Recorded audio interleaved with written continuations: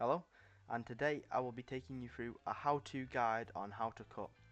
Here we've got a picture of David Lade, that is probably one of his leanest moments, and we've got David Goggins' cutting transformation from when he had to cut down a certain amount of weight to get into the military, and you can see how much leaner he looks now. I've also got some meal prep in the corner to represent how you should be eating. Let's go with the first slide. First up, we're going to be talking about diet and specifically the volume of your diet. So here I've got, with calories, you should calculate your maintenance calories on this cool website called the Calorie Calculator, and this will tell you your maintenance calories that you need to eat to maintain your weight at that moment. So if you eat around 200 to 500 less calories than your maintenance weight, you should be losing weight no matter what. But if you choose to do 500 or 200, if you lower the calories even more, then this could make you lose weight faster, obviously, but it could make you lose more muscle than usual than if you were on a lot slower cut. And if you struggle eating like more, like if you want to eat more all the time, you could eat more filling meals with less calories or having 0 calorie options, or you could just split your meals up into smaller portions throughout the day to stay saturated. And here I've got an example of what you shouldn't do, where people go to fast and don't eat anything at all except from drinking water and having something here and there, trying to starve themselves to lose weight, but this will just result into you losing nearly all of your muscle and strength, so it's not worth it in the long run. Second up, we're going to be talking about the diet, but this time with macros. So the most important thing here when you're cutting is definitely your protein. You should be eating at least 0.8 to, I would say, probably about 1 gram per pound of body weight that you carry. But when you're eating this meat, try and eat more lean meats and less calorie dense meats like chicken instead of like high fat beef and stuff like that. That's for when you're bulking. Fats are important just for your health overall, but try and keep your fats low. And for carbohydrates, I would say eat this before you work out or just for enjoyment in general, but just make sure that in general that your calories are below. That's the main thing that matters. Here we've got some little pictures like carbohydrates, some proteins, and then some fats. You might notice that some of the fats are some of the proteins at the same time, and that's because some meats carry some fats on them unless you remove them yourself. But these are normally healthy, so it should be good for you unless you really have to cut it off for the calorie concern. Third on the list, we're going to be talking about training, and more specifically volume, weight and rest. With volume, I would say the same as with bulking, train about 3 to 5 days a week to allow recovery whilst focusing on medium rep and medium weight movements until failure.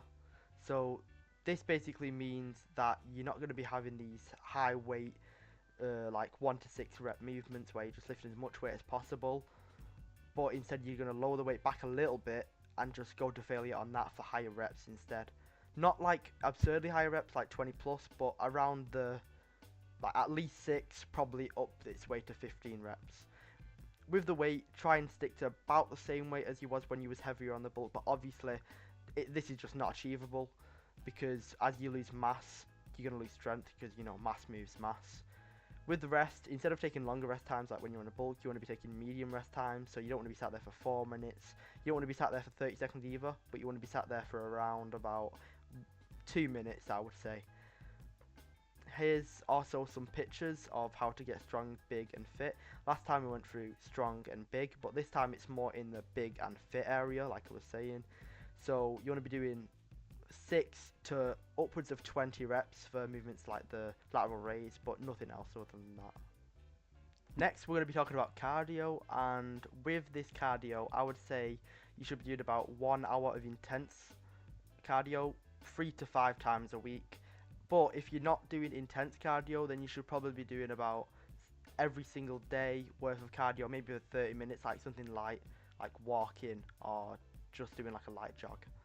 If you do a sport, however, like I've got some examples down here, any ball sport, maybe even track, or you're doing a martial art, then you shouldn't be overtraining this cardio. You should still be pushing yourself, don't get me wrong, but if you're doing something heavy with cardio and then you're going straight to the gym after that, it could ruin your performance and make you lift less. Therefore, you're not going to build as much muscle or hold on to it in this case. But in general, cardio is good, I would say, because it's going to improve that heart health, and the cardiovascular benefits are just very good for your body in general, especially if you're doing the sport like I mentioned before. Here I've got yeah, example, like I said, running, but also for losing weight, I think steady state cardio is probably the best, like the light exercises.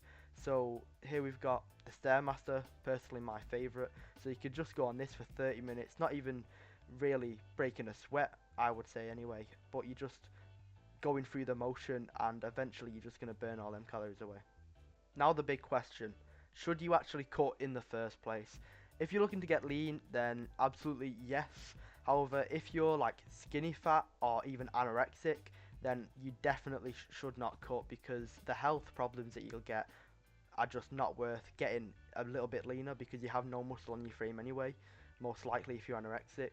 So you're just making your situation worse. But if you're obese or fat, then you should cut. You see some powerlifter like type builds, and they try and hang on to the strength by like keeping this weight on them, and as you all know, mass moves mass. But you shouldn't be scared of losing your gains or your strength just to cut back, because this is a cycle that you have to go through. You have to get lean and bulk again. You have to cut and bulk and cut and bulk. You can't just keep bulking, because then you're going to end up not even gaining any strength anymore, and you're just going to get stuck at a point where you're just getting fatter and fatter and fatter. Here we've got another picture of David Goggins, like it was at the start. Basically, they said he was too big to join the Marines, I think it was, so he cut down and got leaner. And now he's at a point where his cardiovascular health is extremely good, and he has visible ab definition, which is the goal for most people when they are cutting. And finally, when you should cut. Usually people cut in the summer when they have the top off and it's all hot and nice and they're showing their abs off, but people normally bulk in the winter when they're wearing more baggy clothing. However, I think it's really up to you. You should do whatever suits your needs and feels best at the time. You should cut when you've hit plateaus in strength. So when you keep getting heavier and heavier, you're thinking, I'm going to move more weight, I'm going to lift more weight.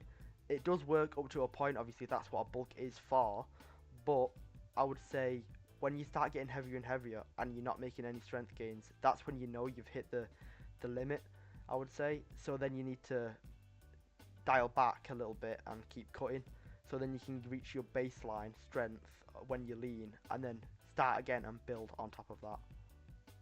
Here I've got my workout plan. So this just shows you what to do without having to think about all the logistics behind it. But thank you for watching anyway. That'll be all. Goodbye.